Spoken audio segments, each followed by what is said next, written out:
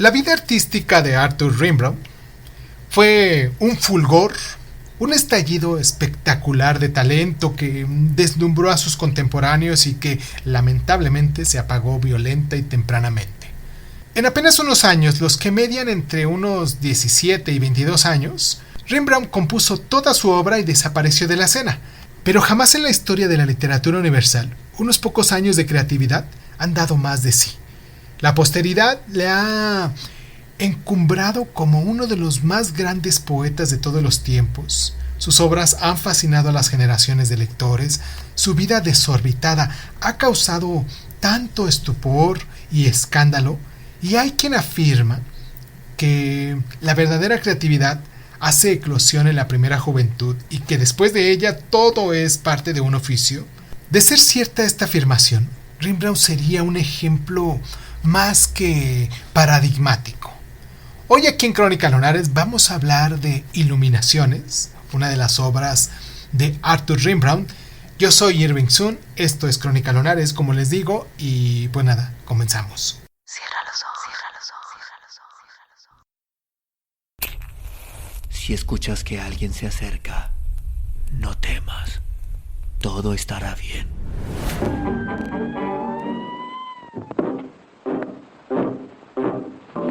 I'm going down to St. James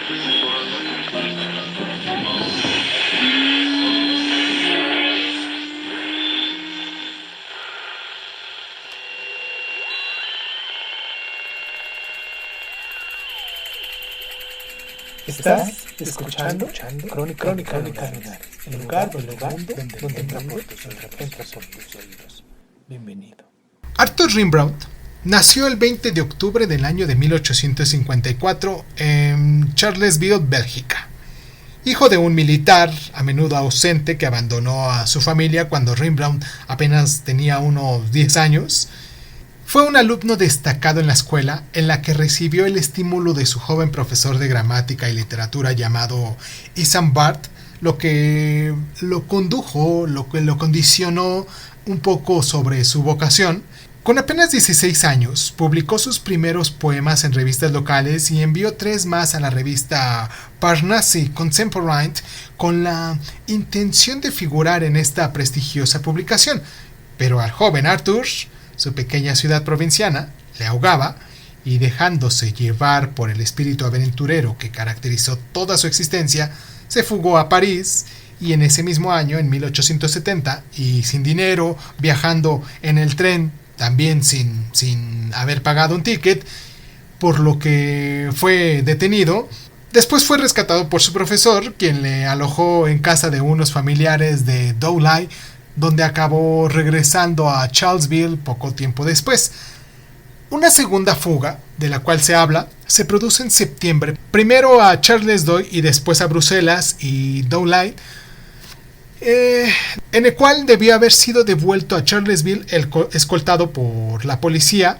En 1871 escapa de nuevo a París, donde regresa a pie por falta de recursos económicos, pero ya poco tiempo después viaja una vez más a la capital francesa ante el estallido de la Comuna, en la que participa apasionadamente, y mientras tanto no ha dejado de escribir toda su poesía, que envía a su profesor o a su amigo Demeny, quienes se encargan de darlas a la luz o de conservarlas. Ya en 1870 envió su poema El barco ebrio a Verlaine. Por aquel entonces, un poeta consagrado, quien, deslumbrado por la calidad del poema y las posibilidades estéticas que encerraban, llama a Rimbaud a París. Verlaine estaba recién casado y dispuesto a una vida burguesa, y la llegada de su discípulo puso todo patas arriba cuando Rimbaud arrastra a Verlaine a su vida nocturna y al desorden, y choca con su mujer de escandalizada ante esta relación homosexual de su marido con un muchacho de apenas 17 años y la vida extremada y violenta. Verlaine entonces decide abandonar todo por su joven amigo, viajan juntos a Londres, se pelean, se separan y se vuelven a reconciliar, y estos 3 agitados años acaban abruptamente en 1873 cuando Verlaine hiere a Rembrandt con un tiro de pistola y es condenado a 2 años de prisión. Rembrandt viaja de nuevo a Inglaterra y Escocia, después a Alemania e Italia hasta que se enrola en el ejército colonial neerlandés en 1876, del que deserta al cabo de 3 semanas. Sigue viajando incansablemente, sin dinero y sin apoyo, y en 1877 hace su primer intento de pasar a África y se embarca en Marsella hacia Alejandría, pero cae enfermo y es repatriado. Ya en 1878 viaja a pie hacia Italia, logra de nuevo embarcarse y llega a Alejandría, y desde entonces su vida transcurre en África, primero en Yemen y después en Etiopía, dedicado al comercio colonial y al tráfico de armas, hasta que cae gravemente enfermo de un carcinoma en una pierna en 1891, es repatriado y se le debe amputar la pierna, pero hasta ese momento el mal es irreparable y poco tiempo después muere con tan solo 37 años. Entre 1870 y 1874, su vida errante y azarosa no le impide componer una obra poética que muchos consideran sublime. Sus poemas sueltos, publicados de forma desordenada, han sido tradicionalmente agrupados en 2 series, titulados estos primeros como Primeros Poemas y Últimos Poemas, y entre ellos se encuentran joyas indiscutibles como Sensación, Ofelia, Baile de los Arcados, El Herrero, Venus Anadiómena, Primera Velada, Novela, La Asombrosa Victoria de Sarrensburg, La Orgía Parisiense o París se repuebla, El Barco Ebrio, Los Cuervos, entre tantas obras que son conocidas, pero generalmente se consideran sus obras maestras, Una temporada en el infierno, prosa poética de fondo autobiográfico, en las que aborda su tempestuosa relación con Verlaine, publicada en Bruselas en el año de 1874, y en el libro que nos concierne el día de hoy, la obra que nos concierne el día de hoy, llamada Iluminaciones, escrito en 1873, entre 1873 y 1876, que fue publicada póstumamente, es la cual hablaremos el día de hoy. Vamos a hacer nuestra pausa a continuación porque me gustaría mucho que nos dejaran sus mensajes, nos mandaran sus correos a cronicalonares.zoom@hotmail.com. Y también que nos descargaran o que nos recomendaran con algunos de sus amigos, de sus compañeros de clase, de personas en las cuales ustedes crean que este programa sea para ellos también. Y nos pueden encontrar en eBooks, en Anchor, en Breaker Audio, en Google Podcast, en Apple Podcast. En Apple Podcast me gustaría mucho que también nos calificaran, que nos dejaran sus estrellitas. Y nos pueden descargar en Overcast, en Radio Republic, en Spotify. En Spotify también hay una versión en su celular donde nos pueden poner alguna estrella, nos pueden calificar ahí.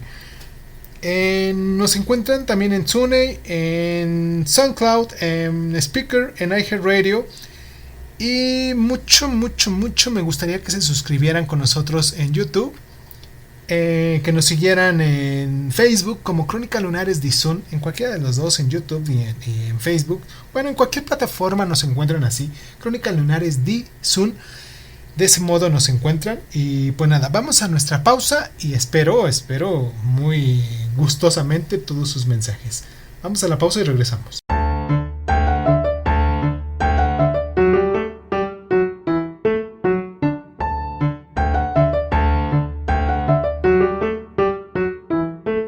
La obra de Rembrandt recorre en apenas unos cuantos años todo el camino que media entre Baudelaire y el simbolismo e incluso el surrealismo, puesto que Iluminaciones ha sido considerado todo un claro anticipo de dicho movimiento. Illuminations es una palabra inglesa que significa literalmente grabados en color.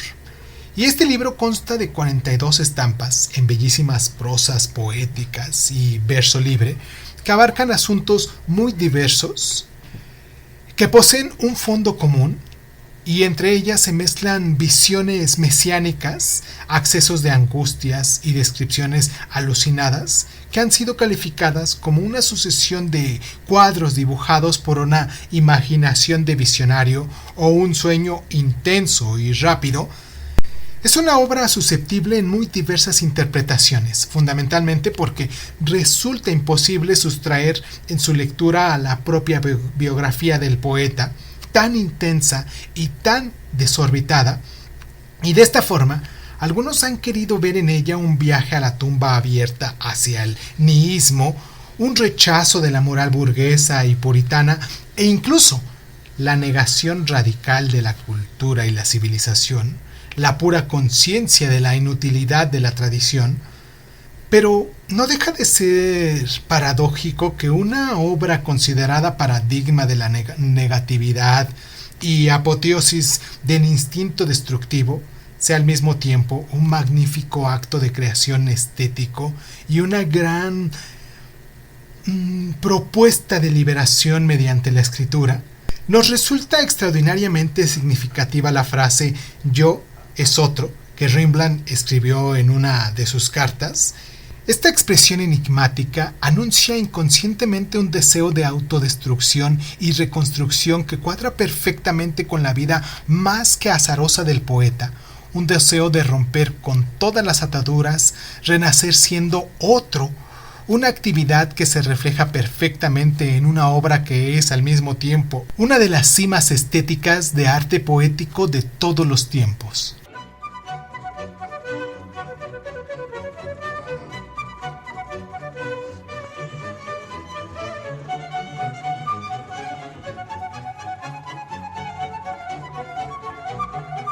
En el prefacio de la primera edición de Iluminaciones, de 1886, Paul Verlaine, quien se hizo cargo de la publicación, entre algunas verdades, otras medias verdades y más que una inexactitud manifiesta, todas ellas encaminadas a alabar la imagen de Rembrandt, se refiere a un cuadro de Martin Latour llamado Ángulo de Mesa en 1872, en el que señala que puede verse un retrato de Rembrandt a los 17 años, donde efectivamente se trata de la mejor imagen del poeta que se ha conservado. Un grupo de personas posan para el pintor sentados a una mesa en la que aparece que han acabado de comer o de cenar. Los primeros por la izquierda son el propio Verlaine, que aparece con un gesto serio y formal, y junto a él Rembrandt, que mira hacia adelante lánguidamente, acodado sobre el mantel y con la barbilla apoyada sobre la palma de la mano, un jovencito de gran atractivo y belleza inquietante.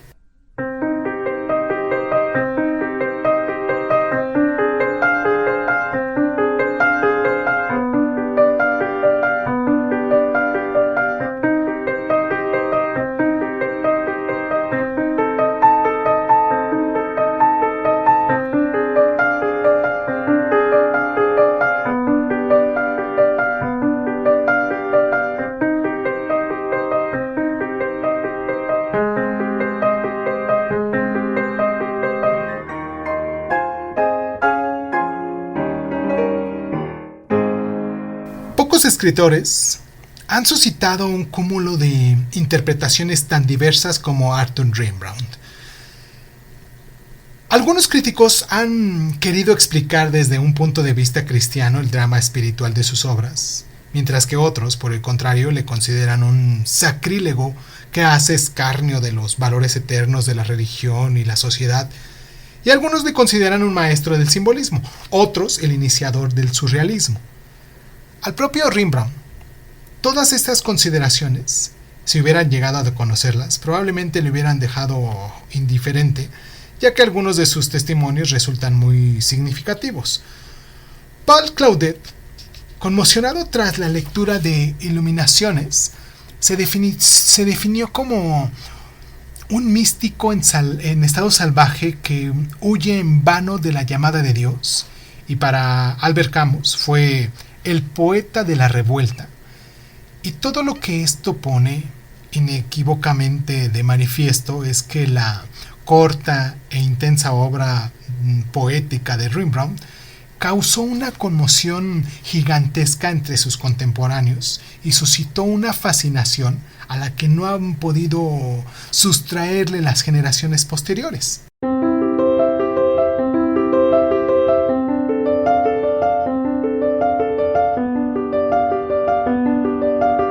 Ya hemos visto que Paul Verlaine desempeñó un papel muy importante en la vida de Rembrandt.